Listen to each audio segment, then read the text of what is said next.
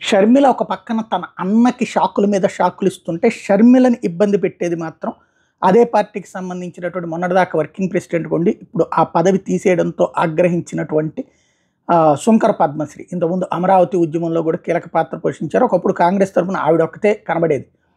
ఇప్పుడు ఆవిడ స్టేట్మెంట్ ఏంటంటే, ఆంధ్రప్రదేశ్‌కి వరదలొచ్చి 30 రోజులైంది. లక్షలాది మంది జీవితాలు రోడ్డున పడ్డాయి. ఇప్పటివరకు కేంద్ర ప్రభుత్వం సహాయం ఎక్కడ? దాతలు గొప్ప మనసుతో సహాయం చేశారు కాబట్టి రాష్ట్ర ప్రభుత్వం కొంత సొమ్ము బాధితుల ఖాతాల్లో జమ చేయడం జరిగింది. 2014లో టీడీపీ ప్లస్ జనసేన బీజేపీతో ఎన్డీఏ కూటమిలో ఉన్నారు. హుదూద్ తుఫాన్ సమయంలో 1000 కోట్లు ఇస్తానని అప్పుడు కూడా మోడీ 400 కోట్లు ఇచ్చి మోసం చేశాడు. బీజేపీ మతాన్ని అడ్డుపెట్టుకుని చిల్లర రాజకీయాలు చేస్తుంది. ఆంధ్రప్రదేశ్ అభివృద్ధి జరగటం ప్రధాని మోడీకి ఏమాత్రం ఇష్టం లేదని చాలా స్పష్టంగా అర్థమవుతుంది.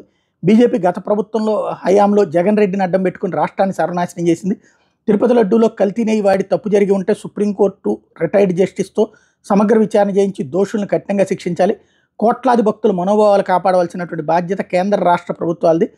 ప్రస్తుతం ఆంధ్రప్రదేశ్కి కావాల్సింది మతతత్వ రాజకీయాలు కాదు, మాకు ప్రత్యేక హోదా కావాలి, విభజన హామీలు అమలు చేయాలి, అమరావతి రాజధాని నిర్మాణం జరగాలి, వైజాగ్ స్టీల్ ప్లాంట్ ప్రైవేటీకరణ రద్దు చేయాలి, పోలవరం పూర్తి చేయాలి, సూపర్ 6 పథకాలు తక్షణం అమలు చేయాలి, యువతకు ఉద్యోగ అవకాశాలు కల్పించాలి, నిత్యావసరాల ధరలు తగ్గించాలి, మద్య నియంత్రణ జరగాలి, తెలంగాణ తరహాలో రైతులకు రుణమాఫీ చేయాలి, మహిళల రక్షణ కోసం చర్యలు చేపట్టి నిర్భయ చట్టాన్ని కఠినంగా అమలు చేయాలి, ఎస్సీ ఎస్టీ సబ్ ప్లాన్ అమలు చేయాలి, జనగణన జరగాలి.